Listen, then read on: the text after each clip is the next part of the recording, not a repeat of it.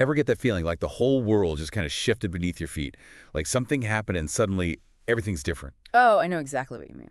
Well, for folks deeply involved in global trade, Wednesday, April 9th, 2025, had that exact vibe. President Trump, in a move that honestly nobody really saw coming, just completely reshuffled the deck when it came to tariffs. It was the double whammy that got me. Like two totally opposite things happening at the same time. On one hand, bam, a 90-day pause on any new tariffs for, I think they said something like 75 countries. But then on the other For hand, China. exactly, China gets hit with this huge tariff increase. It was like watching a trade policy split in two right before our eyes. It was wild. And you could just feel the global markets freaking out in the hours leading up to it. Stocks were plummeting, oil prices were getting shaky, even the US dollar was acting a bit, well, nervous. That pre-announcement tension is so telling, isn't it? It's like a global economic anxiety attack. Businesses, investors, everyone hates uncertainty. And big trade decisions like this, they throw uncertainty around like confetti. And then, boom, the announcement drops. And it's like someone injected pure adrenaline into the markets. The S&P 500, just to give you an example, skyrocketed like 6%. Ended the day over 52.81. Talk about a whiplash. From panic selling to, what, a buying frenzy in the blink of an eye? You got to wonder what was going through those traders' heads. Well, that's exactly what we're diving deep into today, this whole tariff tango, if you will. Why this sudden shift? What's behind this two-pronged approach? Yeah. What's it going to mean for how we buy and sell stuff across borders? Exactly. We've been poring over all the news reports and analyses from that day, trying to make sense of it all, understand the significance. Because, let's be honest, this wasn't just about tariffs. It was about the global balance of power, too. Absolutely. So let's start with this big pause. 75 countries, give or take, getting this 90-day reprieve on new tariffs.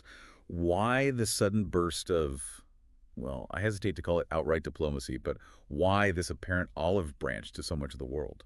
You know, one thing that kept popping up in the reports was the sheer volume of countries actively reaching out to the U.S., wanting to talk, to negotiate. It seems a lot of nations, when faced with these potential new tariffs, decided, hey, let's see if we can work this out before things escalate. Makes sense, right? Nobody wants a full-blown trade war if they can avoid it. Right. Better to talk it out than slug it out. And it's important to remember that initial 10% tariff from, what was it, Saturday? That's still in effect. Oh, absolutely. That baseline tariff is staying put. This pause is about those additional tariffs that were looming, the ones targeted at specific countries. So, yeah, not a complete rollback, but definitely a step back from the brink, at least for most of the world. A temporary ceasefire. But then you've got China, who, well, they definitely weren't invited to this ceasefire party. A tariff increase of up to 125%. That's not just tweaking the dials. That's like ripping the knobs off the control panel. Yeah. What was behind that incredibly aggressive move? The news coverage really honed in on a couple of key points. First, there was this repeated accusation of lack of respect from China, when it comes to international trade norms, things like intellectual property theft, forced technology transfers, state subsidies, issues that have been simmering for a while. And then, more bluntly, the accusation that China has been ripping off the U.S. and, frankly, a lot of other countries, too, for years. And this wasn't happening in a vacuum either. We'd already seen this tit-for-tat exchange, right? The U.S. raised tariffs on some Chinese goods, then China immediately slapped tariffs on American imports.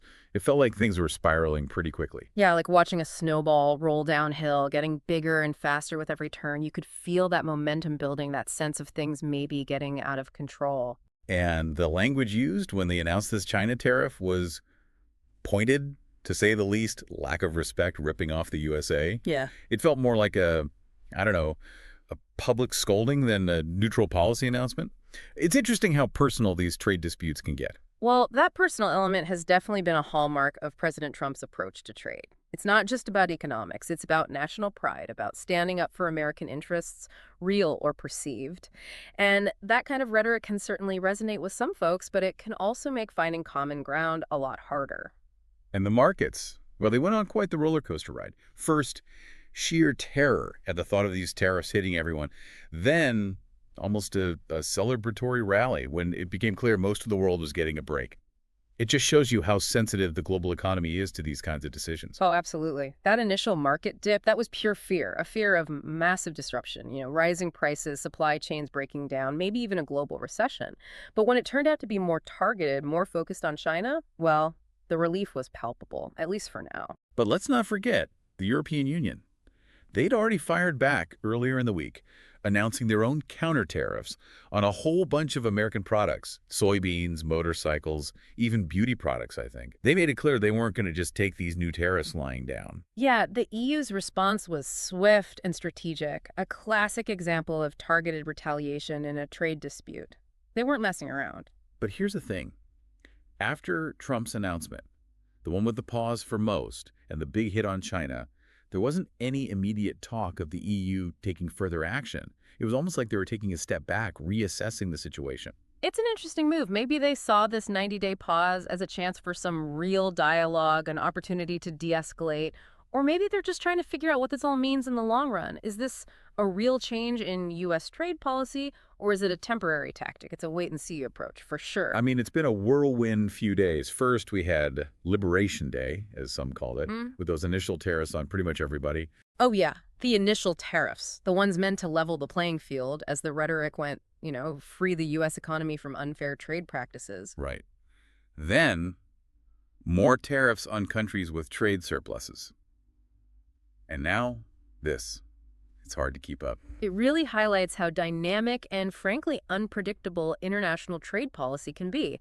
One minute it's all about sweeping changes, the next it's about targeted adjustments. It's a constant balancing act, trying to achieve domestic goals without triggering global chaos. And meanwhile, China's reaction to this mega tariff has been, well, let's just say they're not happy. They immediately call it mistakes on top of mistakes, which doesn't sound like they're in a compromising mood. Nope. That's a pretty clear signal they're digging in their heels. They're not backing down, at least not without a fight, which means this trade dispute is probably far from over. And to make things even more complicated, the U.S. Treasury Secretary apparently started warning other countries not to side with China, saying something like it'd be cutting their own throats. Not exactly subtle diplomacy there. Oh, yeah, that was a pretty blunt message. It's a reminder that this isn't just about trade. It's about geopolitics, too. The U.S. is trying to shape the global landscape, and they're not afraid to use strong-arm tactics to get their way. And then there's the prediction from the head of the World Trade Organization, the one about U.S.-China trade potentially plummeting by 80% because of all this. Yeah. If that actually happened, Yeah. well, the global economy would feel it big time. No doubt about it. 80%. That's not just a dip. That's a chasm. We'd be talking about broken supply chains, lost jobs, economic uncertainty on a scale we haven't seen in a long time. It really underscores just how high the stakes are here. The U.S. goal, at least according to what they've been saying, seems to be about bringing manufacturing back home, putting an end to what they see as unfair trade practices, especially from China. It's about trying to reset the balance of trade. Right. That's the stated goal.